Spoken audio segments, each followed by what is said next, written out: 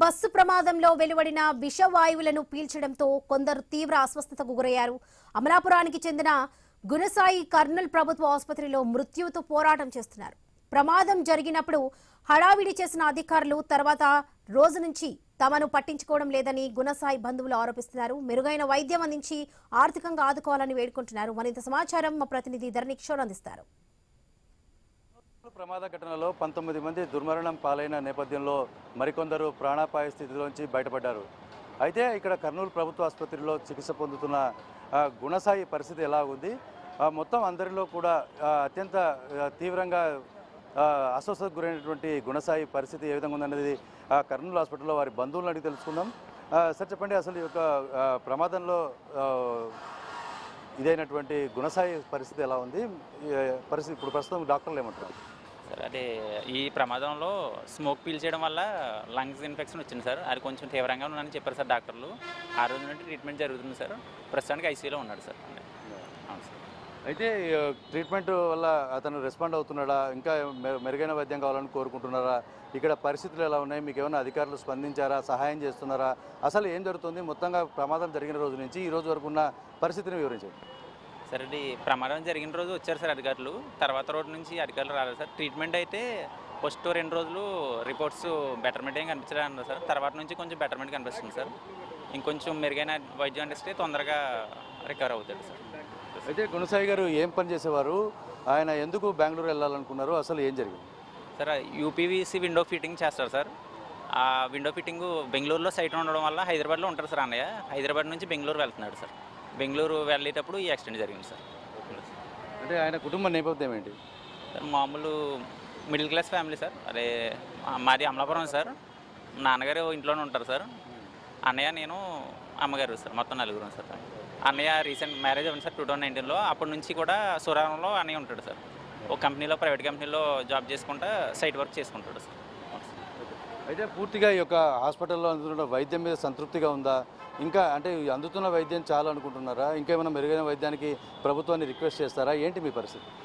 Sir ఇప్పటివరకు వైద్యం బాగానే చేస్తున్నారు సార్. ఇంకొంచెం మెరుగ్గా చేస్తే ఇంకా తొందరగా రికవర్ అవుతే మేము తొందరగా, అంటే మాది అన్నయ్య కూడా ఫ్యామిలీ ఉంది సార్. ఒక చిన్న పిల్లోడు సార్. కొంచెం తొందరగా, అంటే ఇప్పటికీ కూడా ఊపిరితిత్తులో డాక్టర్లు ఏం చెప్తున్నారంటే అవుతే రికవర్ అవుద్ది, లేదనుకుంటే అది లైఫ్ లాంగ్ సఫరింగ్ ఉంటుంది. లోపల స్మోక్ పట్టడం వల్ల లోపల కొంచెం ఇన్ఫెక్షన్ గట్టిగానే ఉంది అని చెప్తున్నారు సార్. దానివల్ల ఏంటంటే తొందరగా కొంచెం బెటర్గా ఉంటే ఫ్యూచర్ పర్పస్లో కూడా అన్నయ్య బాగుంటాడని మా కోరిక సార్. అయితే మీరు చెప్పండి, మీ సిస్టర్ ఒక హస్బెండ్ అంటున్నారు. అసలు ఎట్లా ఉంది వాళ్ళ కుటుంబ పరిస్థితి? ఉంది ప్రభుత్వం ఏ విధంగా ఆదుకుంటే మీకు బాగుంటుంది అనుకుంటున్నారు? ప్రభుత్వం ఆదుకోవాలండి. అదే పిల్లలతో ఉన్నారు. ఇంకా అప్పులు ఉన్నాయి, ఊరికే టెన్షన్ పడిపోతున్నారండి. అప్పులు ఉన్నాయి, అలా మధ్యలో లేచిపోయి అప్పులు ఉన్నాయి, నాకు ఎలాగా నేను పనికి వెళ్తున్నాను, ఎలాగో తెలియట్లేదు అంటున్నారు. డాక్టర్ గారేమో 2-3 నెలలు పడుతుంది, స్మోక్ లోపల ఉంది కాబట్టి పనులు చేయలేరు, ఇంకేమి చేయలేరు అంటున్నారు. మరి ఆర్థిక పరంగా ప్రభుత్వం ఏమైనా ఆదుకుంటే పోనీ కుటుంబానికి ఏమైనా ఆదరణ ఉంటుంది. ప్రభుత్వమే ఏదో ఒకటి ఆదుకోవాలండి, ఇంకెవరు లేరు. అంటే అధికారులు ఎవరైనా వచ్చారా మొదటి రోజు నుంచి ఈ రోజు వరకు? అధికారులు ఏమంటున్నారు? ఆసుపత్రి వర్గాలు ఏమంటున్నాయి? మేము జరిగిన 2వ రోజు నుంచి వచ్చాం సార్. వచ్చిన దగ్గర నుంచి మాకైతే ఎవరు రాలేదు. ప్రభుత్వ అధికారులు కానీ ఎవరు కానీ ఏం స్పందించలేదు. ఇక్కడ హాస్పిటల్లోనే వైద్యం చేయిస్తున్నాము. అలా మాదేమో దూరం, పోనీ అక్కడికి వెళ్ళటానికి లేదు. మేము అన్ని వదిలేసి ఇక్కడికి వచ్చాము, ఇక్కడే ఉంటున్నాము, ఇంకా వైద్యం చేస్తున్నాం అంతే. అయితే కొంతమంది మృతి చెందిన వారికి సంబంధించి ఇక్కడ అకామిడేషన్ ఏర్పాటు చేసింది ప్రభుత్వం, వారికి మృతదేహాలను అందించింది. అయితే గాయపడి ఆసుపత్రి పొందుతున్న కుటుంబ సభ్యులకు మీకేమైనా ప్రభుత్వం అకామిడేషన్ ఇచ్చిందా? మీ ఖర్చులను ఏమైనా చూసుకుంటుందా? అధికారులు కానీ కలెక్టర్ని కానీ మీరు ఏమైనా కలిసే ప్రయత్నం చేశారా? మేము ఏం చేయలేదండి, ఇక్కడే ఉన్నాం. ఇంకా మాకైతే ఏమి కల్పించలేదు. ఇక్కడ హాస్పిటల్ దగ్గర తినేసి ఇక్కడే ఉంటున్నాం, బయట పడుకుంటున్నాం. అలాగా మా తిండి కూడా ఖర్చులు మేమే బయట మా ఎత్తి పెట్టుకుంటున్నాము.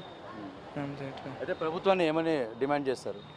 ప్రభుత్వం ఏమైనా ఆర్థిక పరంగా ఏమైనా ఆదుకుంటే పని ఏమైనా చేయగలం. అది పని చేసుకునేవాడు దూరం వెళ్ళి పని చేసుకుంటున్నాడు, అప్పులు అన్నీ ఉన్నాయి. మరి ఏం చేయాలో అర్థం కావట్లేదు. అలాగ బెడ్ మీద 2-3 నెలలు పడుతుంది. లోపల ఫ్యూమ్స్ పట్టేసినాయి, చేసినా వర్క్ చేసినా ఆవేశం వచ్చేద్ది అంటున్నారు. ఇంకా మరి పని చేయడానికి కూడా కొంచెం ఇబ్బందిగా ఉంటుందంట. మరి పిల్లలు ఉన్నారు, చిన్నపిల్లడు ఉన్నాడు. మరి ఎలాగో అదే అర్థం కావట్లేదండి. ప్రభుత్వం ఏమైనా ఆదుకుంటే పోనీ బాగుంటుందని చూస్తున్నాం. ఇది బస్సు దుర్ఘటనలో పూర్తి స్థాయిలో కూడా దిగువ మధ్యతరగతి కుటుంబానికి చెందినటువంటి గుణసాయి కుటుంబ పరిస్థితి మాత్రం అధ్వానంగా మారింది.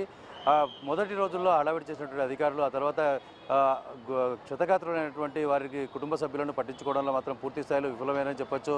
స్థానిక ఆసుపత్రిలో అందుతున్నటువంటి వైద్యం తప్ప వారికి మినహా అందుతున్న ప్రతిఫలాలంటూ ఏమీ లేవు. వారికి కనీసం కూడా ఆదరణ అధికారుల నుంచి అందడం లేదన్నది వారు చేస్తున్న ఆరోపణగా కనపడుతోంది.